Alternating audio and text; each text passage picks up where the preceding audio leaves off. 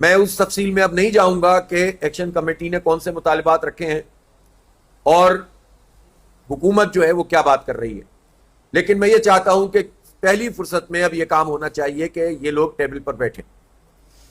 دوسری بات یہ ہے کہ ایک پازیٹو سائن یہ ہے کہ ہمارے کہنے پر جوائنٹ ایکشن کمیٹی نے اپنے جو احتجاج ہے اس کے دائرے کو لانگ مارچ کو انہوں نے ابھی مؤخر کیا ہوا ہے۔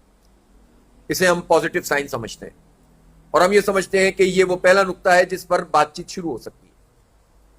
ہم ابھی یہ نہیں کہتے کہ سب کچھ ختم کر دو، ہم یہ کہتے ہیں کہ بات شروع کرو اور اس میں ایک ایک کر کے ان پوائنٹس پر پہلے گفتگو کر لی جائے کہ جس میں کوئی اختلاف نہیں ہے، پھر آہستہ آہستہ ان تمام چیزوں کو سیٹل کر لیا جائے۔ یہی مذاکرات کا طریقہ ہوتا ہے اور انشاءاللہ اس میں فیسیلیٹیٹ کریں گے۔ جماعت اسلامی کے پیش نظر کوئی سیاسی پوائنٹ اسکورنگ نہیں ہے، جو جس کی سیاسی پوزیشن ہے عوام دیکھ رہے ہیں اور اس کے مطابق وہ اپنی رائے دیں گے، کسی کے حق میں رائے دیں، کسی کے خلاف رائے دیں، جو رائے ہو اس کے مطابق فیصلہ ہو، یہ ایک الگ چیز ہے۔ جماعت اسلامی کا کنسرن پاکستان ہے، کشمیر ہے اور کشمیر کا مسئلہ ہے۔ ہم کشمیر کو آزاد جموں و کشمیر، مقبوضہ کشمیر، گلگت بلتستان، اس میں تقسیم، جموں لداخ، اس میں تقسیم نہیں کرتے۔ یہ پورا کا پورا ایک ریاست ہے جس میں اقوام متحدہ کی قرارداد کے مطابق حق خود ارادیت ان کو دیا جائے گا، پلیبیسائڈ ہونا چاہیے، اگر نہیں ہو رہا تو ڈیلے ہو رہا ہے، اور یہ سب مل کر فیصلہ کریں گے کہ انہیں کیا کرنا ہے۔ اور ظاہر سی بات ہے کہ جب ہم مقبوضہ کشمیر کے لوگوں کی قربانیاں دیکھتے ہیں، جب ہم ان کے یہ باتیں سنتے ہیں کہ جب ہم مر جائیں تو ہمیں پاکستان کے پرچم میں لپیٹ کر دفن کیا جائے، جب ہم سید علی گیلانی کی پوری زندگی کی جدوجہد دیکھتے ہیں کہ انہوں نے 30 سال سے زیادہ کا عرصہ جیلوں میں گزارا ہے یا نظر بندی میں گزارا ہے، نیلسن منڈیلا سے بھی زیادہ انہوں نے قید و بند کی صعوبتیں برداشت کی، اور آخر دم تک وہ شخص یہ کہتا رہا کہ ہم سب پاکستانی ہیں اور پاکستان ہمارا ہے۔ جب ہم یاسین ملک کو دیکھتے ہیں کہ وہ برسوں سے جیل میں موجود ہے اور اس کو جو ہے وہ عمر قید کی سزا اور موت کی سزا تک سنائی جا چکی ہے، جب ہم آسیہ اندرابی کو دیکھتے ہیں کہ طویل عرصے سے 2018 سے وہ جیل میں موجود ہیں، 8 سال ہو گیا ہے، کوئی پوچھنے والا نہیں ہے، جب ہم اپنے ہزاروں نوجوانوں کو دیکھتے ہیں کہ جو تشدد کا نشانہ بھارتی جیلوں میں بنتے ہیں، تو پھر اس کے بعد ہم یہ نہیں سوچ سکتے کہ ہم آزاد کشمیر کو الگ سمجھتے ہیں اور مقبوضہ کشمیر کو الگ سمجھتے ہیں۔ یہ سب مل کر انشاءاللہ تعالی اس جبر سے اور ظلم سے نجات حاصل کریں گے۔ البتہ جو صورتحال آزاد جموں و کشمیر میں پیدا ہو گئی ہے، ہم نہیں کسی کو اس وقت، ہماری پوزیشن یہ نہیں ہے کہ ہم یہ کہیں کہ اس کا قصور اور اس کا قصور، ایک قصور ہے، اور وہ قصور یہ ہے کہ آزاد جموں و کشمیر کے عوام کو یہ اعتماد حاصل نہیں ہے کہ آزاد جموں و کشمیر کی سیاسی قیادت ان کا مسئلہ حل کر سکتی ہے۔ وہ اپنی سیاسی قیادت سے اس لیے غصے میں ہیں کہ ووٹ دیتے ہیں وہ ایک پارٹی کو، وہ بندہ چلا جاتا ہے دوسری پارٹی میں، پھر تیسری میں، پھر چوتھی میں، وہ دیکھتا ہے اسلام آباد پنڈی میں کس کی حکومت ہے، اور اس کے مطابق حکومتیں بھی بن جاتی ہیں، وزیر اعظم بھی بن جاتے ہیں، کابینہ بھی بن جاتی ہے۔ اس کا مطلب یہ ہے کہ سیاسی عمل کی کوئی حیثیت نہیں ہے، مفادات کی وجہ سے لوگ جو ہیں وہ ووٹ کو بھی بیچتے ہیں اور سینٹیمنٹ کو بھی بیچتے ہیں، 1 دفعہ 2 دفعہ 4 دفعہ 10 دفعہ، لیکن جب یہ عمل مسلسل ہوا ہے تو عوام میں اعتماد کا فقدان پیدا ہوا ہے، اور اس فقدان نے پھر مطالبات کی شکل لی ہے، پھر اس کے بعد اس میں غصہ پیدا ہو گیا۔ پھر یہ ہوتا ہے کہ جب غصہ پیدا ہوتا ہے تو بعض لوگ داخل بھی ہو جاتے ہیں کہ جو اس غصے سے فائدہ اٹھا کر ایکسپلائٹ کرتے ہیں اور کسی اور کا کھیل کھیلتے ہیں۔ لیکن بحیثیت مجموعی آزاد جموں و کشمیر کے نوجوان جتنا ہم جانتے ہیں، اور ہم سے زیادہ کون جانتا ہے، ہم نے ان کی خدمت کی ہے۔ جب زلزلہ آیا تھا تو یہ جماعت اسلامی تھی، مجھے نعمت اللہ خان وہ یاد ہے کہ جنہوں نے عید بھی اور بقرعید بھی اور سب کچھ اپنا تج دیا تھا، یا وہ بالا کوٹ میں ہوتے تھے یا مظفر آباد میں ہوتے تھے، اور لوگوں کی وہ خدمت کرتے تھے۔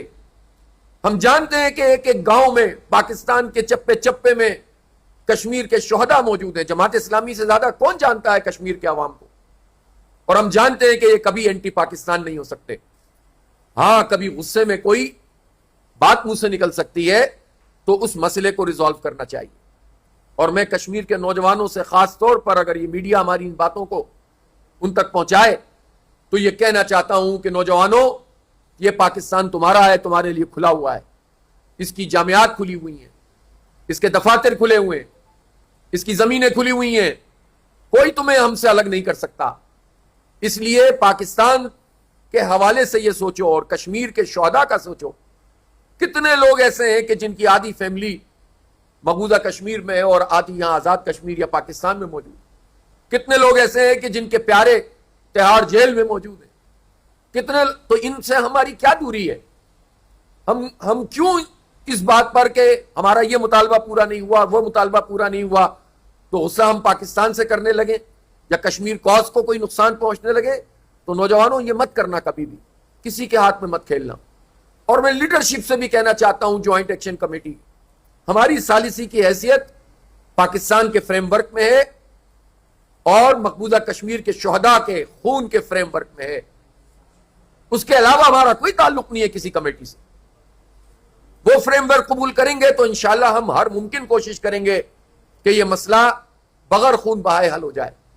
اور میں یہ مطالبہ بھی کرتا ہوں، اپیل بھی کرتا ہوں پاکستان کی حکومت سے اور پاکستان کے وہ لوگ کہ جو اثر رکھتے ہیں، مقتدر طبقے سے تعلق رکھتے ہیں، ان سب لوگوں سے کہنا چاہتا ہوں کہ تمام تر جواز آپ کی فائلوں میں موجود ہو سکتے ہوں، لیکن آپ یہ سوچیں کہ کسی بھی اقدام کے نتیجے میں اگر پوری دنیا میں پاکستان کا اور کشمیر کا تماشا بنے گا تو ہمارا یہ عمل تاریخ میں کیا قرار پائے گا؟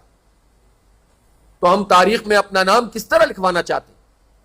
اس لیے خدا کے لیے کوئی ایسا قدم نہ اٹھایا جائے جس سے انتشار پیدا ہو، نفرت پیدا ہو، غصہ پیدا ہو اور دشمن اس سے فائدہ اٹھائے۔ لہذا ہر صورت میں مذاکرات اور بامانی مذاکرات یہ ضروری ہیں اور ہم اس کے لیے اپنی خدمات جاری رکھیں گے۔ اور میں کوشش کروں گا کہ پتہ نہیں کیوں پرائم منسٹر کی مصروفیات اتنی بڑی ہوئی ہیں کہ ہم سے بات کرنے کا ان کو موقع نہیں مل پا رہا۔ پہلے تو کبھی ایسا نہیں ہوا۔ اگر انہیں اجازت مل گئی ہو تو وہ ہم سے بات کر لیں، اور ہم سے بات کریں گے تو ہم اپنی ذات کے لیے ایک پائی بھی نہیں مانگیں گے ان سے، اپنی پارٹی کے لیے بھی کچھ نہیں مانگیں گے۔ جو چیز ہم چاہتے ہیں ان سے وہ یہ چاہتے ہیں کہ یہ کشمیر کا مسئلہ ریزالو ہو، پرامن طریقے سے مسئلہ حل ہو، اور ہم زیادہ سے زیادہ ہم کہیں گے پیٹرولیم پرائسز کم کرو، لیوی کو ختم کرو، آئی پی پیز مافیا کو لگام دو۔ ہم یہ مانگیں گے کہ بجلی کی قیمت کم کرو، ہم کہیں گے گیس کی قیمت کم کرو، ہم کہیں گے کہ تعلیم کا موقع پاکستان کے نوجوانوں کو دو، ہم کہیں گے کہ آئی ایم ایف کی غلامی سے نجات حاصل کرو، ہم کہیں گے کہ آپ جو ہے امت کے ترجمان بنو۔ اور ہماری کیا بات ہے؟ تو آپ ہم سے بات کر لیجئے، انشاءاللہ آپ کو فائدہ ہی ہوگا، اور انشاءاللہ اللہ نے چاہا تو یہ مسئلہ اچھے طریقے سے ریزالو بھی ہوگا، اور مجھے یقین ہے کہ بدامنی سے اور انتشار سے ہم بچ سکیں گے۔ ابھی کے لیے اتنا ہی، کوئی سوال ہو تو آپ کر سکتے ہیں۔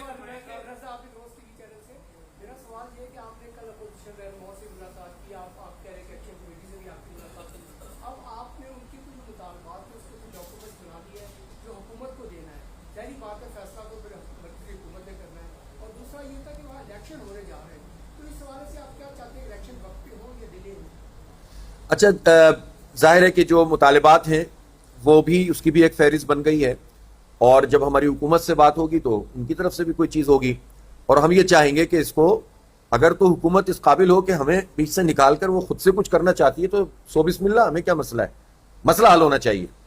لیکن اگر وہ مسئلہ حل نہیں کر سکتے تو اس کے لیے ہم نے اپنے آپ کو پیش کیا ہوا ہے۔ تو میرا خیال ہے کہ مجھے امید ہے کہ یہ سلسلہ بھی شروع ہو جائے گا۔ اور دوسری بات، جہاں تک آپ الیکشن کی بات کر رہے ہیں، تو دیکھیں میں اس وقت اگر میں الیکشن کے فضائل پر گفتگو کروں گا تو وہ تو اپنی جگہ موجود ہے، وہ تو آئین میں موجود ہے، قانون میں موجود ہے۔ جمہوریت تو جنگوں میں بھی الیکشن دنیا میں یہ مثالیں موجود ہیں، لیکن میں اس لیے اس پر بات نہیں کر رہا کہ اگر یہ مذاکرات اچھے طریقے سے حل ہو جاتے ہیں، خون خرابہ بند ہو جاتا ہے، بدامنی ختم ہو جاتی ہے، مسئلہ حل ہو جاتا ہے، تو الیکشن اچھے ماحول میں ہو جائے گا اور کسی کو بھی اس پر سوال کرنے کا موقع نہیں ملے گا۔ تو حکومت اچھے ماحول میں الیکشن کرانا چاہتی ہے تو اس مسئلے کو ریزالو کرے، ورنہ خواہ میں ایک ایسی چیز پیدا ہوگی جس میں سوالات رہیں گے ہمیشہ، اور یہ سوالات تعاقب کرتے رہیں گے۔ اس لیے ہم یہ کہتے ہیں کہ حکومت سے کہ وہ امن کو موقع دیں اور آگے بڑھیں اور اس مسئلے کو ریزالو کریں.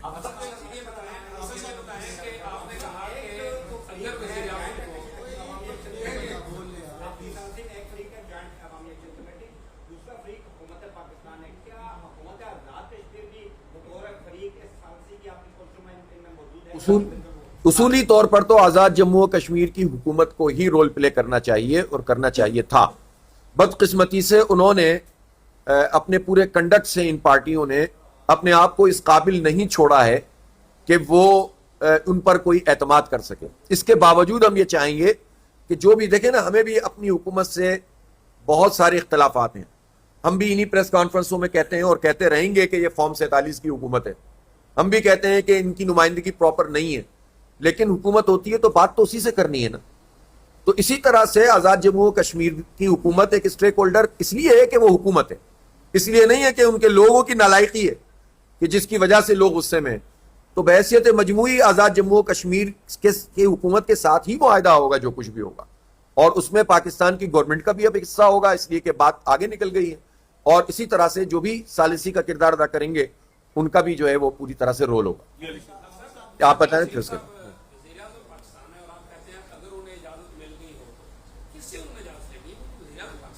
چلیں آپ بھی اس کو سوچیں, میں بھی سوچتا ہوں. جی جو اسٹیج سے جو زبان استعمال کی جاتی ہے جوائنٹ ایکشن کمیٹی کی, وہ اس پر آپ کیا کہیں گے؟ کیونکہ جو الفاظ وہ استعمال کرتے ہیں, جس طریقے سے وہ بیہیو کرتے ہیں, وہ تو جسٹیفائی نہیں ہے. صحیح ہے, بالکل صحیح بات ہے.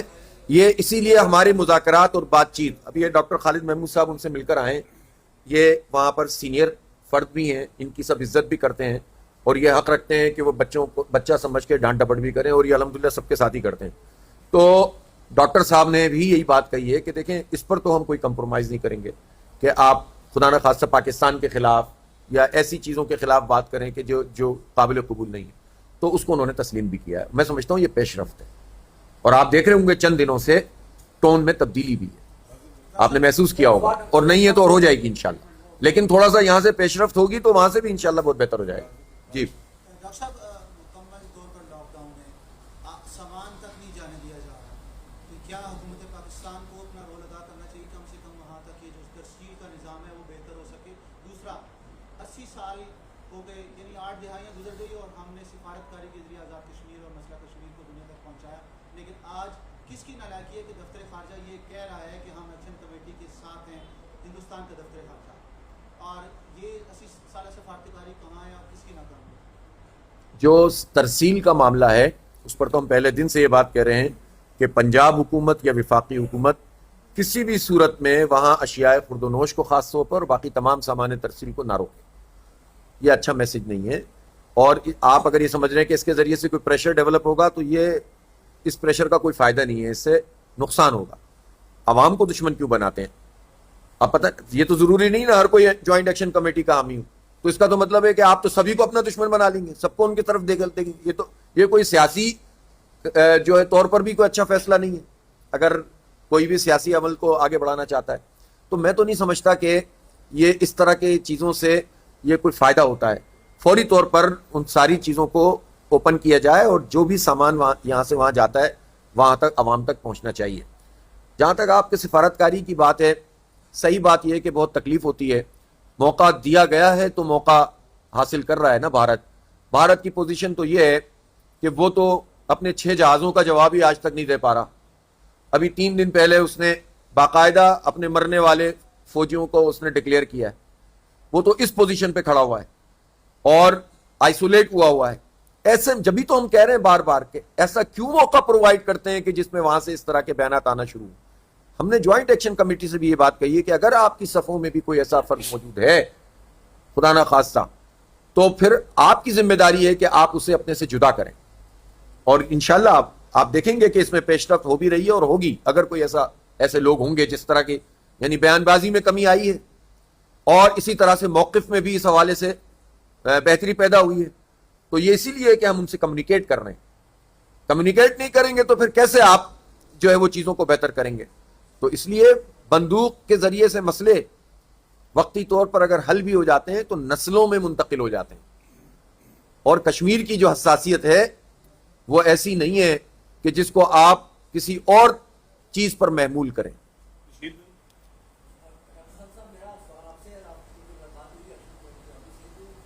ایک کام کریں, ہم نے ان کو کہا ہے کہ یہ بات نہیں کریں گے. مجھ سے کر لیں, میں بتا دوں گا. ہاں جی.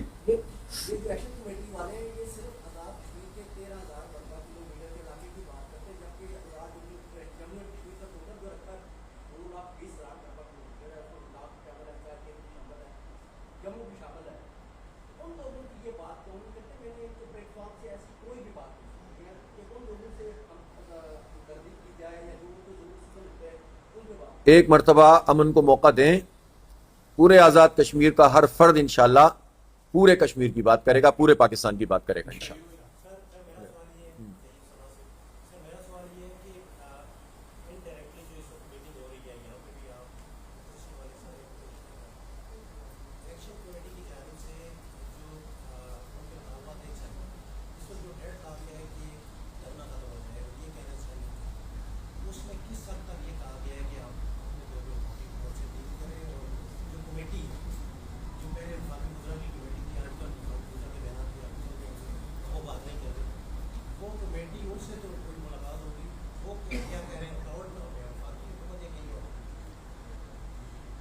نہیں, ابھی تو دیکھیں حکومت کی طرف سے کوئی پیش رفت نہیں ہو رہی نا. چلیں, وہ ان سے ڈائریکٹ نہیں کر رہے تھے تو ہمارے ذریعے سے کر لیں,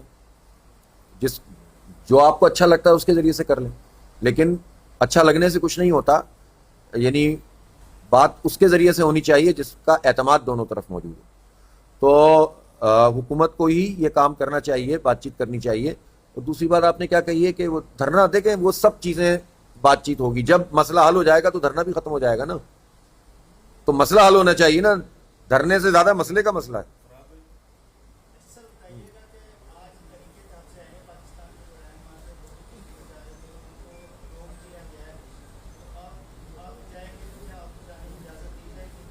اچھا دیکھیں, ہم نے ظاہر ہے کہ انہوں نے ایک فیصلہ کیا تینوں چاروں جماعتوں نے, اور انہوں نے جانے کا ارادہ کیا, اور میرے خیال میں حکومت کو نہیں روکنا چاہیے. یہ کیا محمود خان اچکزئی ہوں یا راجہ ناصر عباس ہوں یا شاہد خاقان عباسی ہوں, تو یہ وہاں جا کے کیا کر لیتے, جا کر بات ہی کرتے نا. تو میرا تو نہیں خیال ہے کہ کسی کو بھی روکنا چاہیے, اور جب ہم جانا چاہیں گے تو انشاءاللہ اللہ نے چاہا تو ہم جائیں گے. لیکن ہم بھی اس کو پوائنٹ اسکورنگ کا مسئلہ نہیں بنانا چاہ رہے اس وقت, جب ہماری کمیونیکیشن ہے, اور اس کے لیے ہم نے کمیٹی بنائی ہوئی ہے. ڈاکٹر صاحب سینئر آدمی ہیں ہمارے یہاں, آزاد کشمیر کے امیر بھی رہے ہیں, اور وہاں سے پنچ سے ان کا تعلق بھی ہے, اور ان کے ساتھ بھی اور بہت سارے لوگ ہیں. تو جب یہ کام ہو رہا ہے تو ہمیں کیا ضرورت ہے کہ میں کہوں کہ جناب آج میں جا رہا ہوں, کل تو جا رہا ہے, پرسوں. تو یہ کسی کو روکنا بھی نہیں چاہیے, اور چیزوں کو ذرا لانگ ٹرم مسئلے کے حل کے لیے سنجیدہ کوشش کرنی چاہیے.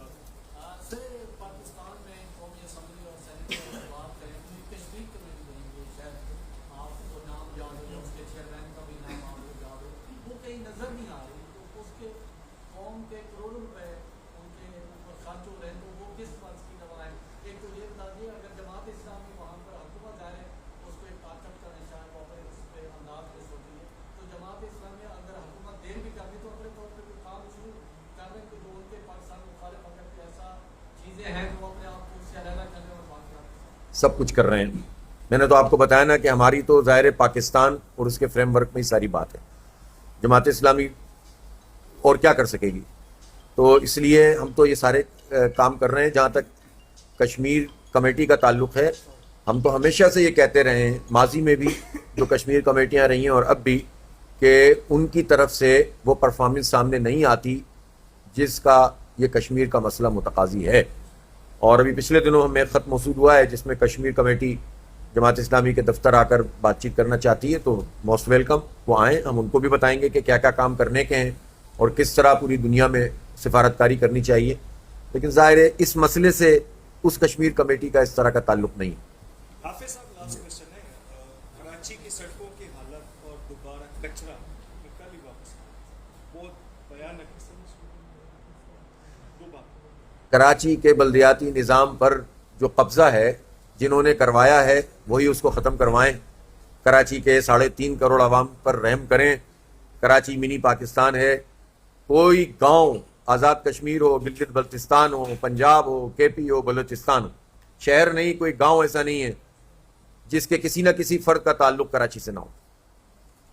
تو کراچی سب کا ہے، ٹیکس دیتا ہے، ریونیو دیتا ہے، سب کچھ کرتا ہے، لیکن کراچی کے ساتھ یہ سلوک ہے کہ اس کا میئر بھی نہیں بننے دیتے جس کو لوگوں نے ووٹ ڈالا، اور جس نے میس پھیلایا ہے وہی صاف کرے. ایک سوال آپ سے یہ ہے کہ 12 سیٹوں سے یہ معاملہ شروع ہوا تھا کشمیر میں، اور اگر خدا نہ خواستہ مذاکراتی عمل کامیاب نہیں ہو پاتا تو آپ کو لگتا ہے کہ عام انتخابات میں جس طرح اسٹرانگ 45-47 کا ذکر ہوتا رہا تو بائی لارج لوگ اس ریکارڈڈ پروسیس سے نکل جائیں گے اور عوام کا اعتماد سیاستدان سوال سے ہو جائے گی؟ دیکھیں مسئلہ 12 سیٹوں میں مینورنگ کا نہیں ہے، 33 سیٹوں میں کون سا جو ہے وہ دودھ شہد کی نہریں بہتی ہیں اور وہ ان کے مینڈیٹ کے مطابق کون سے فیصلے ہوتے ہیں. تو 33 سیٹیں ہوں یا 12 سیٹیں ہوں، مسئلہ تو پورے جمہوری پروسیس کا ہے کہ جب یہ پورا جمہوری پروسیس یرغمال بنا لیا جاتا ہے یا مفاد پرستی کی علامت بن جاتا ہے، تو اب آپ مجھے بتائیں کہ 12 سیٹیں تو چلیں ابھی آپ ایک طرف رکھیں، یہ 33 والے بھی تو سب میں شامل ہوتے ہیں نا. جب بندر بانٹ ہو رہی ہوتی ہے، ایک وزیر اعظم بن رہا، پھر دوسری کا بن رہا پارٹی کا، تیسری پارٹی کا، چوتھی پارٹی کا، تو صرف 12 سیٹوں سے تھوڑی فرق پڑتا ہے. 33 کی 33 اور 12 کی 12 سب شامل ہوتی ہیں. ہم اسی لیے کہتے ہیں کہ الیکشن کی الیکٹورل ریفارمز کی ضرورت ہے. آزاد جموں و کشمیر کو بھی، پاکستان کو بھی متناسب نمائندگی پر انتخاب ہونا چاہیے، اور اب دنیا میں جو جدید ذرائع موجود ہیں ووٹ کو سیکیور کرنے کے وہ اختیار ہونے چاہیے، اور اسی طرح سے جو ہے آزاد الیکشن کمیشن ہونا چاہیے. تو یہ تو پورا خود ایک الگ موضوع ہے. تو جہاں تک 12 سیٹوں کا تعلق ہے، ایک بات اصولی ہے کہ مقبوضہ کشمیر کے عوام کی نمائندگی اس کو تو ہم مائنس کرنے کے حق میں نہیں ہیں، لیکن 12 سیٹوں کے کیسے ہونے چاہیے، کتنی ہونی چاہیے، کیا فریم ورک ہو، اس پر تو عام طور سے بھی نیگوسیشن ہو سکتی ہے. تو اس موقع پہ کیوں نہیں ہو سکتی؟ بہت شکریہ. اچھا جی،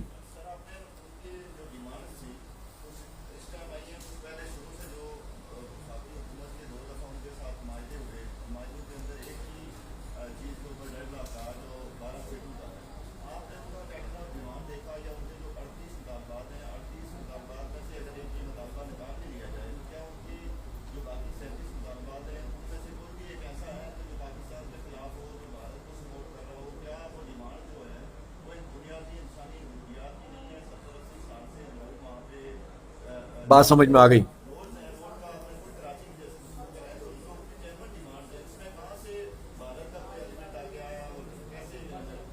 اس میں سوال کیا ہے؟ یہ تو آپ نے جواب دیا ہے، اور بات صحیح ہے کہ جو جائز عوامی مطالبات ہیں ان کو پورا ہونا چاہیے. اس کے لیے احتجاج کی ضرورت ہی کیوں پڑتی ہے؟ حکومت کا کام ہوتا ہے کہ وہ لوگوں کی ضروریات پوری کریں، تعلیم کی، صحت کی، روزگار کی، انفراسٹرکچر کی. تو وہ تو اس کا جو ڈی نوٹیفائی جن کو کیا گیا ہے وہ ختم ہونا چاہیے، اور دوبارہ سے ان سب چیزوں کے اوپر کام ہونا چاہیے. جو مطالبات جینوئن تھے، جائز تھے، ان کو پورا کرنا چاہیے. ٹھیک.